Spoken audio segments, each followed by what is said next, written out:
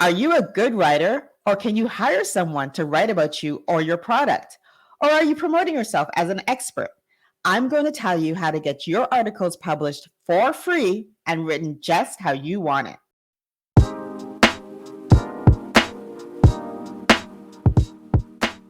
So there are benefits to you and there are benefits to the publication. Let's start with you first. Of course, you writing the article is you controlling the narrative. You get to decide the angle of the article, the slant, how you want it to read. So that's the first and most important thing when you are providing the article for the publication. Now, secondly, you get to make sure that your brand messaging is in, your hyperlinks are in, all the things that you want the reader to know about whatever it is that you're selling or talking about. You get to format that and make sure it's how you want it to be told. You also get to decide on the photos that are used, make sure that they're the proper ones that you want to exemplify your product or yourself, make sure it's a great headshot. All those sort of things allow you to make sure that this is exactly how you want to be presented in the media. Now, the benefit to the publication, of course, is free labor. They get this content. They don't have to write it. They may fact check it because, of course, you can't just take everything at face value. So make sure what you're writing is truthful. But it takes a little bit off of them in terms of having to hire a writer to interview you or to write the story. So that's the benefits to the publication accepting, your written article already prepared.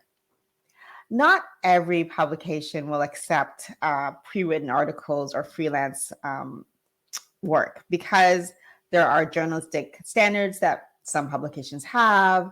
There's concerns about facts being correct, the narrative slant, etc. So the ones that tend to accept that are more community papers who don't have the staffing to cover every single event. So they'll take an article about an event that they weren't able to cover as long as it's accurate and it's well written and there's no obvious slant in it. It's just observing what happened. So community papers are a good starting point because, like I said, they are very short staffed. And so they welcome people who can write, a good article and tell a good story. And that takes a little bit off of them in terms of hiring someone to do it, and also just getting that content.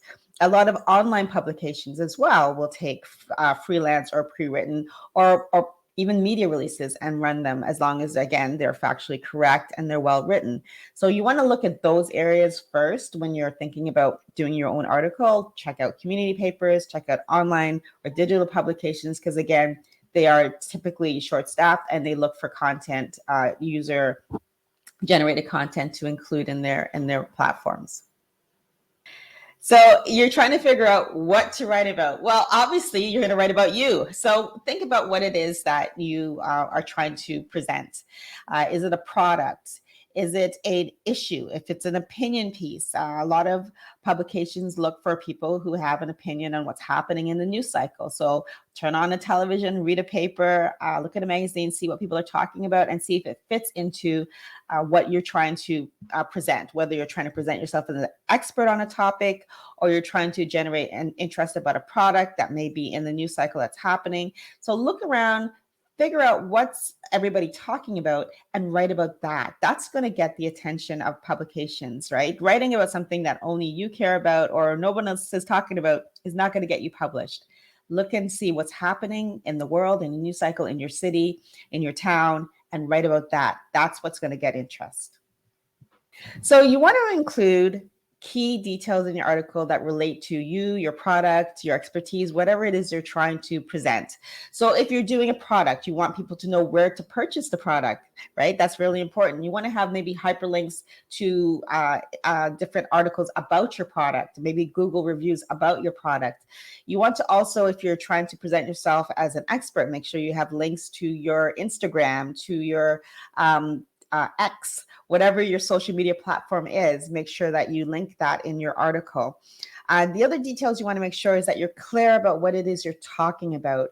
Don't get bogged down with making this like the longest article ever or like filler words. Get to the point of what you want, because you want to grab the reader right at the beginning of your article, whatever it is that you're talking about. So make sure it's punchy, it gets their attention, and they want to read more.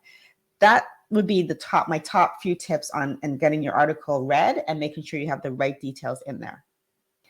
So the length of your article depends on the publication. Take a look at other articles in that publication or that online platform and see how long they are. Generally speaking, most articles are about 500 words. Opinion pieces, maybe about 700 words, but you don't want to ramble. And one thing that you can do is maybe at the top of your article, just write 2-minute read or 3-minute read, whatever it may be. So people like to know, okay, I'm going to spend this amount of time on this article. Okay, I can do that. It's worth it. So you don't want to make it too long. Make sure you see what the requirements are on the website or on the publication that you're pitching to or you're submitting your article to, and make sure you stay that way, because what you don't want is for them to edit your article and cut out the things that you really want to have in your article.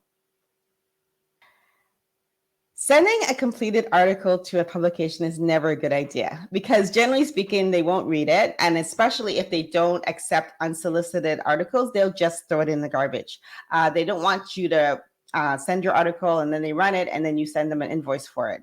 There has to be a clear, we accept unsolicited articles for publication, or you reach out to the editor and ask them beforehand, are you interested? Let me send you the copy for you to read before you print it or before you agree to print it. So what you want to do is make sure that there's a clear understanding that you're submitting the article to your publication or to the online platform before you do that. Don't just write it and send it and expect them to run it. They may do that with media releases. So they're expecting people to send media releases. There's an understanding with that, and they will run those without asking for permission, because if you have, for example, at the top for immediate release, that means that they can release this content and you've given them permission. Other than that, do not send it unless you're asked. A reminder to head to fkbmedia.com and sign up for our newsletter for more tips and early notification on my next video. While you are there, you can download worksheets from my previous YouTube videos. Use the password YouTube, all caps, to access for free. And follow us on Instagram at FKB Media. Be well, work with purpose, and I'll see you next time.